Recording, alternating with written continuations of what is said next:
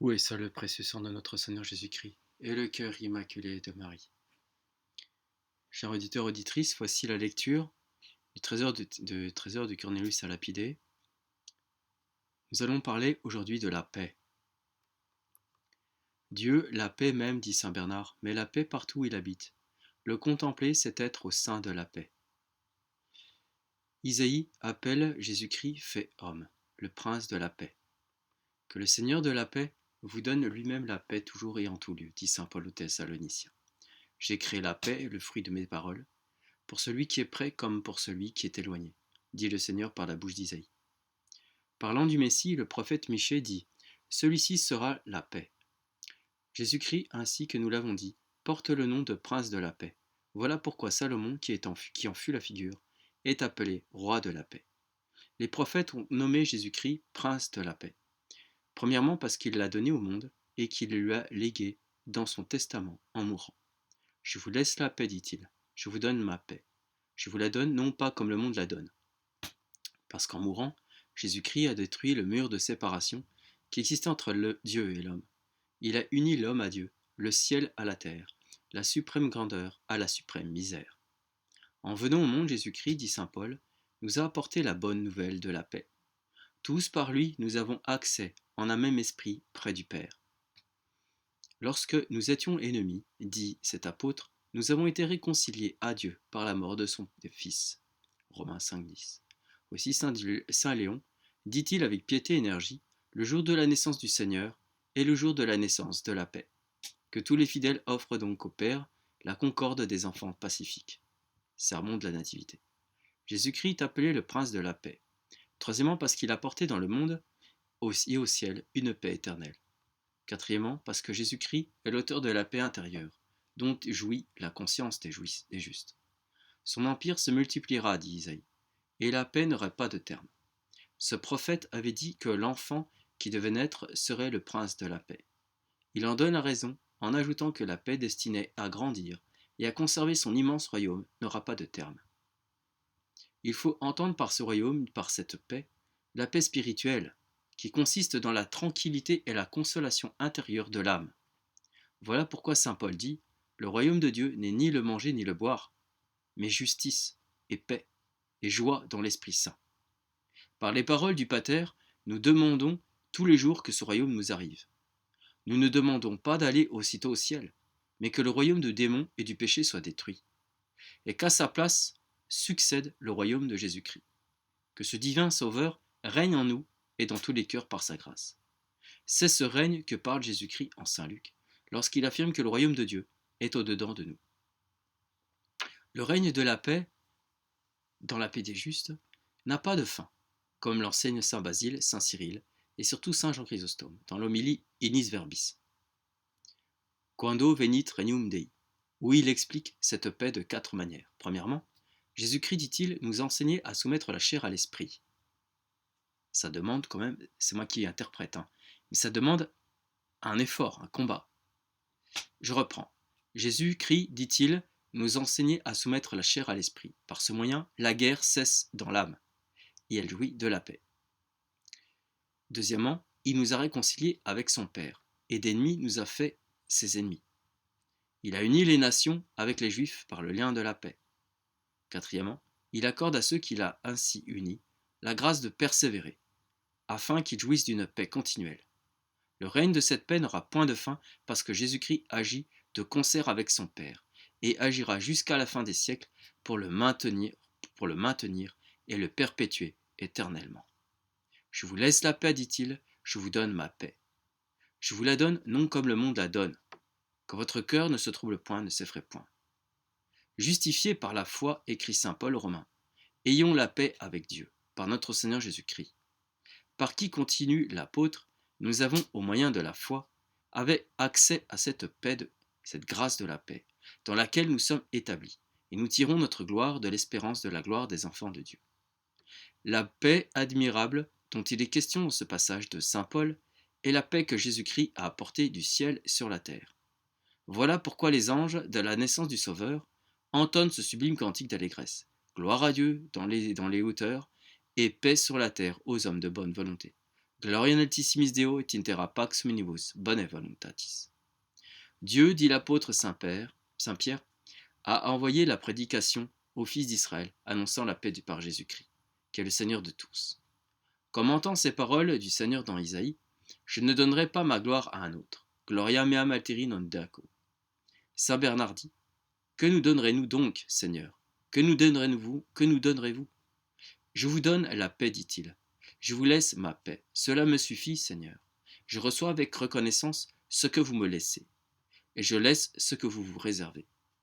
Cela vous plaît ainsi. Je ne doute pas que ce ne soit dans mes intérêts. Je proteste contre la gloire. Je la refuse. De crainte que si j'usurpais ce qui ne m'est pas accordé de posséder, je ne perdisse à juste titre ce qui m'est offert. Je veux la paix, je désire la paix, et rien de plus. À celui à qui la paix ne suffit pas, vous ne suffisez pas vous-même, car vous êtes notre paix. Que votre gloire, Seigneur, vous reste intacte. J'ai tout ce qu'il me faut si je possède la paix. Quel ravissant langage, et comme il est plein de vérité. Quel trésor que la paix véritable que Dieu seul peut donner. Excellence et avantage de la paix. La paix est si précieuse, si excellente, que c'est la première chose que Jésus-Christ souhaita à ses apôtres après sa résurrection. Ils étaient réunis ensemble lorsque Jésus-Christ parut au milieu d'eux et leur dit « La paix soit avec vous, pax vobis ». Jean 20, 19. S'il eut en quelques souhaits plus riches et plus parfaits, il le leur eût adressé. Le grand apôtre estime tellement la paix qu'écrivant aux Philippiens, il s'exprime ainsi, que la paix de Dieu, qui surpasse tout sentiment, garde vos cœurs et vos esprits en Jésus-Christ. Si la paix de Dieu surpasse toute pensée, tout sentiment, comme l'affirme l'apôtre, elle est donc une chose excellente et d'un prix infini. La paix de Dieu, c'est Dieu lui-même. Sa nature est la paix, dit saint Ambroise. La paix de Dieu, c'est Dieu possédé par la grâce ici-bas et par la gloire dans le ciel. Écoutez Isaïe s'écriant qu'ils sont beaux sur les montagnes, les pieds de celui qui annonce et qui prêche la paix, de celui qui annonce le bien, qui prêche le salut et qui dit à Sion, ton Dieu va régner. La paix que Jésus-Christ souhaite renferme, premièrement, l'amitié de Dieu, deuxièmement, la tranquillité, la sérénité de l'âme dans les tentations, les persécutions, troisièmement, la concorde avec tous les hommes. Je ne vous donne pas la paix comme le monde la donne, dit le Sauveur. En effet, loin de renfermer l'amitié de Dieu, la paix du monde nous fait ses ennemis. Loin de nous tranquilliser dans les tentations et les persécutions, elle nous abandonne ou nous fait murmurer, blasphémer, succomber. Loin d'établir la concorde entre les hommes, elle y sème la haine et la désunion. Ça, c'est la paix du monde. La paix de Dieu est la réconciliation de Dieu avec les hommes et l'union de l'âme sainte avec Dieu. La paix véritable est un impénétrable bouclier qui protège le chrétien contre les attaques de la chair, du monde et des démons. Les démons, qui connaissent la paix de Dieu et ses avantages, s'efforcent de nous l'enlever en nous sollicitant au péché, ou de la troubler par des scrupules, par de la défiance, par des chagrins, des ennuis, des tentations de désespoir. Eux qui n'ont point la paix, et qui ne l'auront jamais, sont jaloux et furieux de la paix de l'âme fidèle. Ils font tous leurs efforts pour la troubler et la faire perdre. On leur résiste par cela qu'on la conserve. La paix de Dieu, premièrement, met le calme dans l'âme. Deuxièmement, elle fait naître en elle la joie. Troisièmement, elle lui inspire une confiance inaltérable. Quatrièmement, elle la rend magnanime. Que la paix du Christ tressaille dans vos cœurs, dit saint Paul aux Colossiens. La paix en laquelle vous avez été appelés à former un seul corps. La paix, dit saint Augustin, est sérénité d'âme, tranquillité d'esprit, simplicité de cœur, un lien d'amour, l'inséparable compagne de la charité. Elle empêche les rivalités, arrête les guerres, comprime les emportements, foule aux pieds les orgueilleux, aime les humbles, apaise ceux qui sont en désaccord et réconcilie les ennemis. Elle est douce pour tous. Elle ne convoite pas le bien d'autrui et ne défend pas aigrement le sien.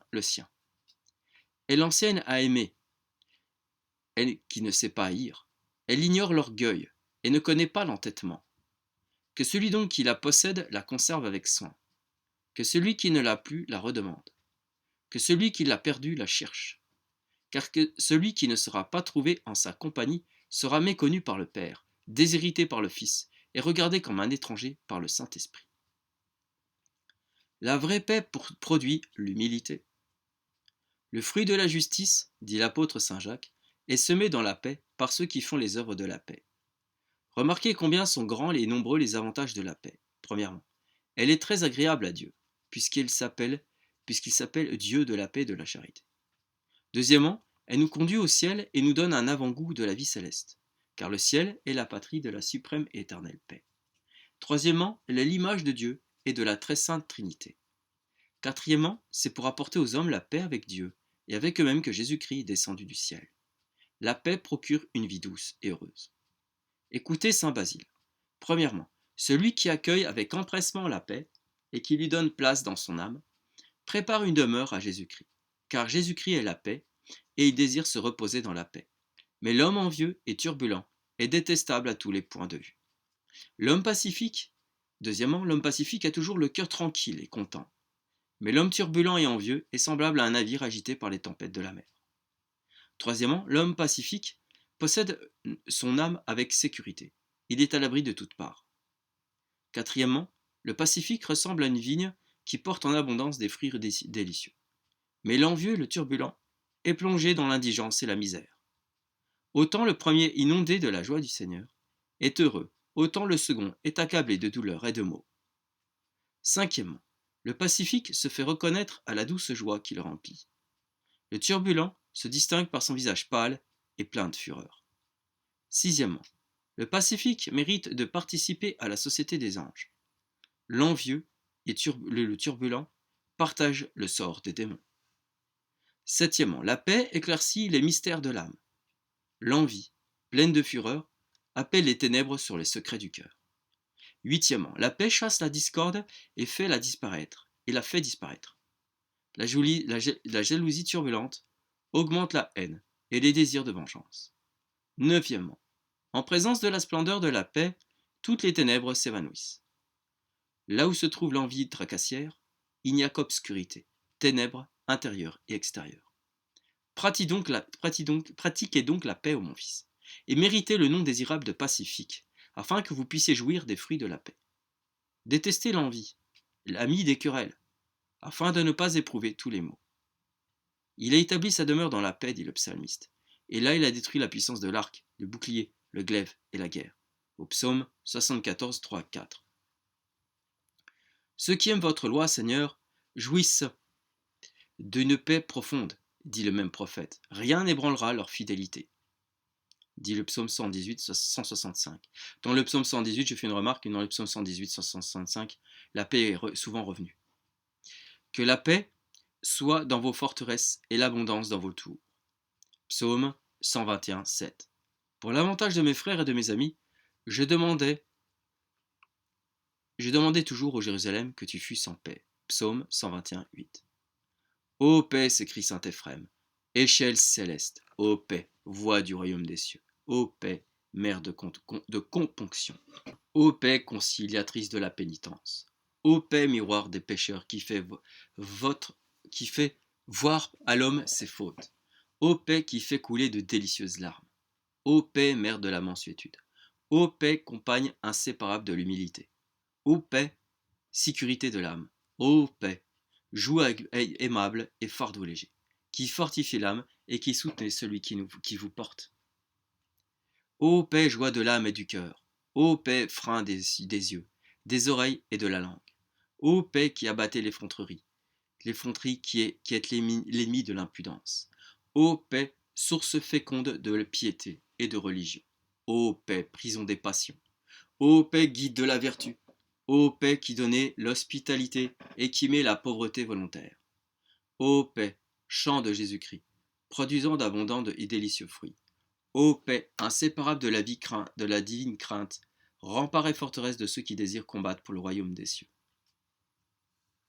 Si l'on demande qu'est-ce qui procure la paix, saint Augustin répond, la paix du corps, c'est le tempérament bien ordonné de ses parties, la paix de l'âme irraisonnable, le repos bien ordonné de ses appétits, la paix de l'âme raisonnable, l'accord bien ordonné de la connaissance et de l'action, la paix du corps et de l'âme, la vie et la santé bien ordonnée de l'être animé, de paix de l'homme mortel et de Dieu, l'obéissance bien ordonnée dans la foi, sous la loi éternelle, La paix des hommes, c'est l'union dans l'ordre. La paix domestique, c'est, entre les hôtes du même foyer, l'union et l'ordre du commandement et de l'obéissance. La paix sociale, c'est entre les citoyens, l'union et l'ordre de l'autorité et de la soumission. La paix de la cité céleste, c'est l'ordre parfait. C'est l'union suprême dans la jouissance de Dieu, dans la jouissance mutuelle de tous en Dieu. La paix de toute chose, c'est l'ordre et la tranquillité. Donc ça sous-entend, petite réflexion personnelle, on va poursuivre. Donc quand il y a le désordre, il faut remettre de l'ordre. Et des fois, il faut lutter. On dit, il n'y a pas de paix sans guerre. Bah, c'est vrai. Qu'est-ce qui procure la paix?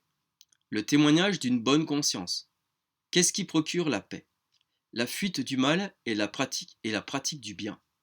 Qu'est-ce qui procure la paix? C'est de quitter le péché et de persévérer dans la grâce et la vertu. Qu'est-ce qui procure la paix? C'est d'être bien avec Dieu.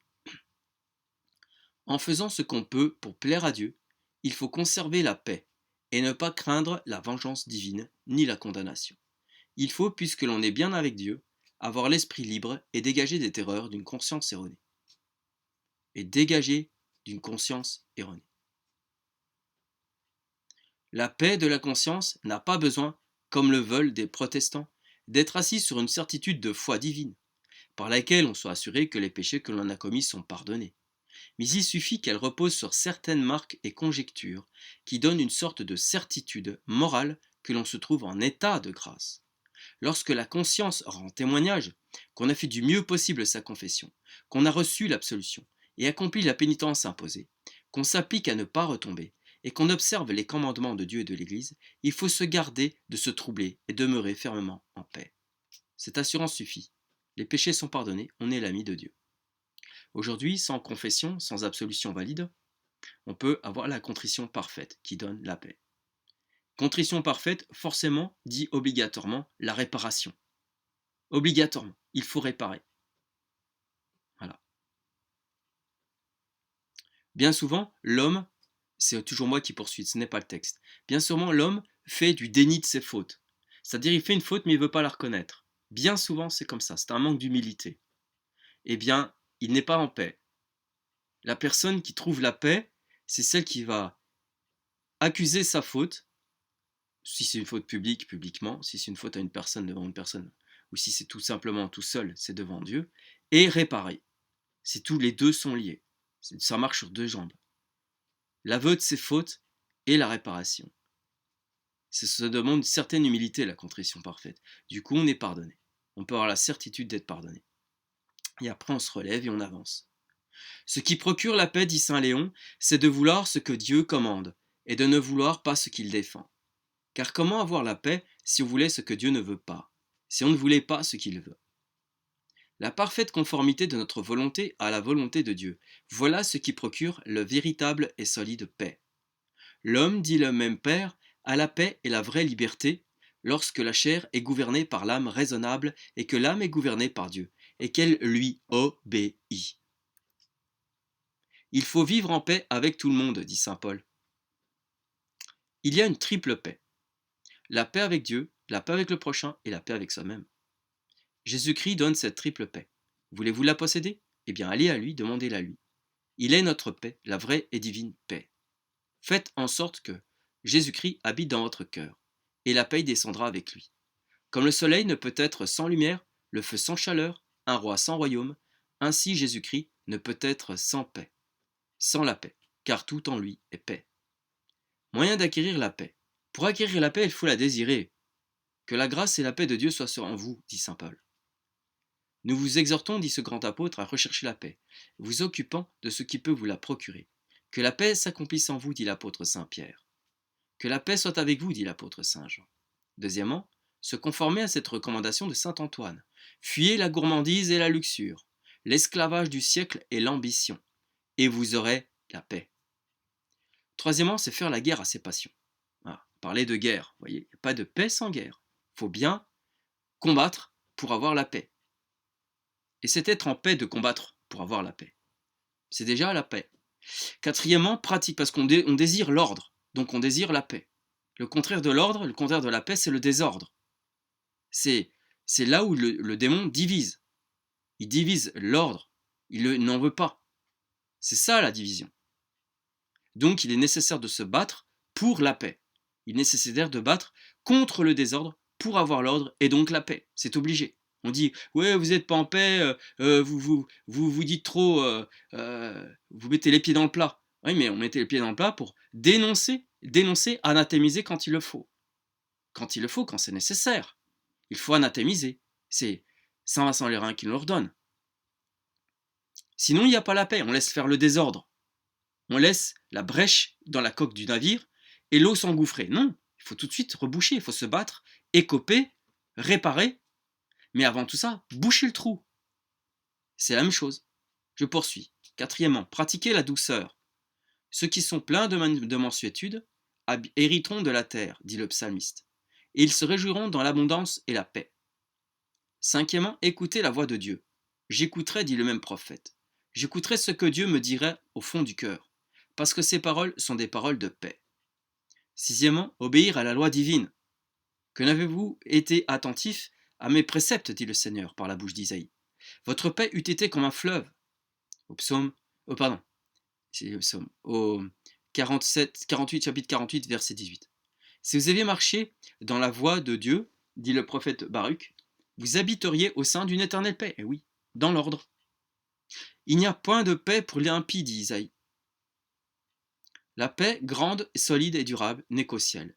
Si nous voulons en jouir un jour, travaillons constamment et uniquement en vue de l'éternité. Gloria natissimis Deo, et in terra pax hominibus, bone voluntatis. Que Dieu nous donne la paix.